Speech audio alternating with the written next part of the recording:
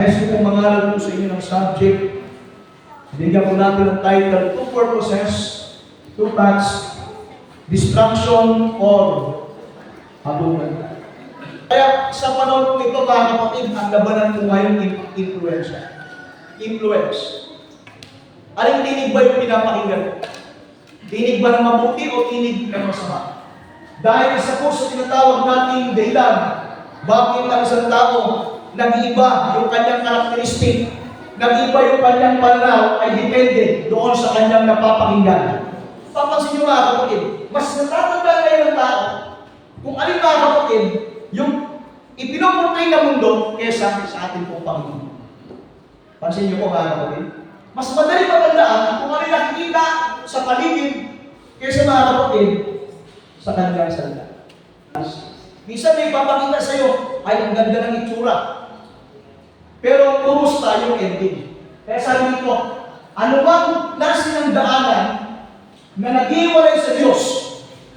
Mag-aatong yan sa kamatayan, aatong yan sa tinatawag natin ng kapahamakan, kahit ano pa yung kanyang ano. Bakit gano'n na po tayo ka-eager ipangalan ito? Dahil ang kaaway, ang diablo, si Satan, kasama ng kanyang angel ng gaya, wala na po silang chance para mabago pa yung kanilang destinasyon. Yung kanilang destinasyon papunta sa impyerno.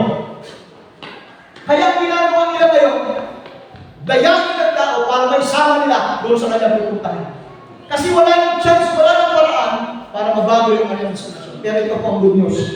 Sa mga tao, nagkasala, nagkamali, as long as ikaw ay buhay at willing na magbago, willing na magbalik ka sa Panginoon, may pagkakataon pa. Gaano man kabigat ang kasalanan mo, gaano man karami ang nagawa pagkakamali, meron pong paraan ang Diyos upang may ayos, meron pong paraan ang Diyos upang ikaw ay mapatawad.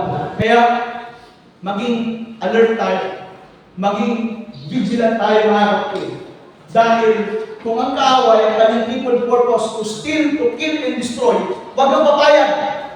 Dahil yung ang kanyang purpose, pero ang good news, meron din pong kapangaanan ng ating dahilan Panginoon. May ginagawa ang diablo, ang kalaban, pero meron pong itinapat ang Panginoon.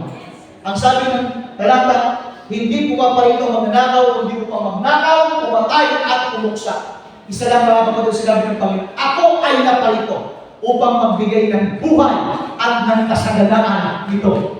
Ang tanging lang reverse ng mga strategy na ginagawa ng kaaway ay ang ating Panginoong Jesucristo. Na kapag ikaw ay lumapit sa Kanya, bibigyan ka ng buhay, not just only life, but abundant life.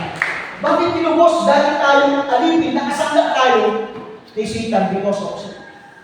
Pero dahil sa pagkakatawang tao ng Panginoon, yung kanyang pagkamatay sa krus ng Kalbaryo, yung dugong dumanang doon, yun ang tumubos sa iyo. Siya'y pumarito upang hanapin at iligtas ang mga nawala. Salamat, nasusungan tayo ng Panginoon. Salamat sa tayo sa kanyang nasusungan at iligtas. Mula po sa pagkaligaw, mula po sa kapangaan at iligtas tayo ng Panginoon. Kayong pagpapasya mo ngayon ginagawa sa pamilya ko sa Diyos. Hindi lang yan para dito.